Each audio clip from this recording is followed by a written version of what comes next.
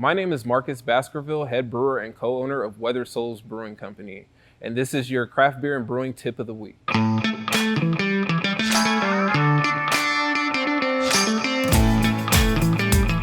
Something that we're more known for here at Weather Souls is the use of barrels. We have grown to garner a wide selection of different barrels over the course of the year. Barrel aging beer can be fun because you're adding additional flavor profiles to your beer without having to add any additional adjuncts. Depending on what type of spirit barrel that you're using, it can contribute different flavors. So we'll look at bourbon barrels, for instance. Bourbon barrels are going to contribute notes of, you can be anywhere from oak tannins, vanilla, caramel. It all depends on what was housed within the spirit barrel before.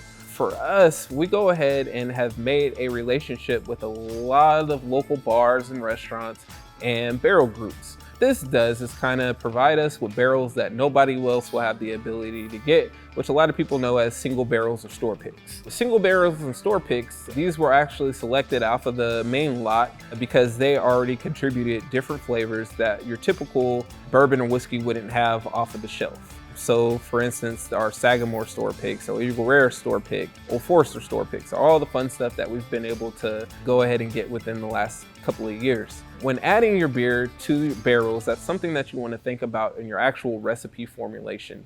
Because of being barrel aging and your beer sitting for long periods of time, there's things to think about as far as absorption. There's things to think about as far as mouthfeel. So typically for our barrels, we don't ever put any of our lower ABV stouts or lower mouthfeel beers within the barrels themselves. Typically, because of the barrel age program that we've been able to garner, there are more of the viscous, thick, chewy stouts that we add into these barrels. And there's a few things that you want to do to prep your barrels before adding beer to them. The first thing that you're going to want to do is inspect your barrel, right? So you just received this barrel from a friend or a local distillery, or you ordered it online. You want to make sure that everything is on point as far as your staves goes, as far as the rings. You want to make sure that there's no leaks. So something that we do here is we rehydrate our barrel before anything.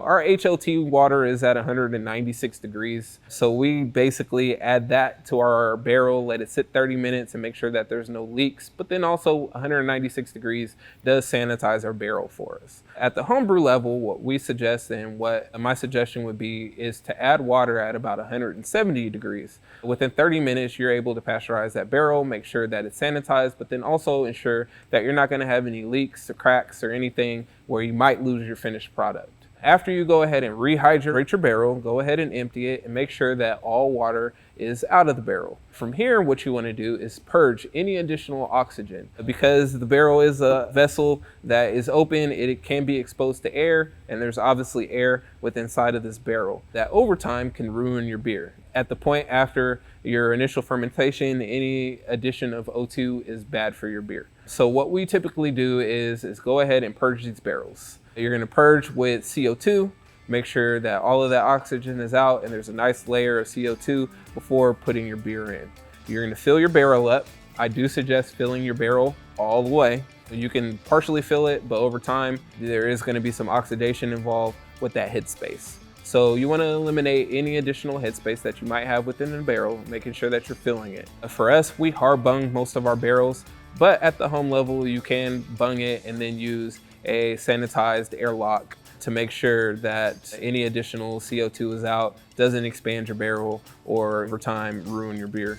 You can always get creative, and depending on what type of barrel you're going to use, you're going to get those different flavor profiles. For us here, the mainstay that we like using is bourbon. That bourbon profile to me is unmatched. We have done other things as far as rum. Rum, you're gonna get that sweeter character. Those are obviously great for coconut beers and vanilla beers. We've even done tequila. So it kind of just depends what type of end product that you want for your beer as far as what type of spirit barrel that you're gonna actually physically use.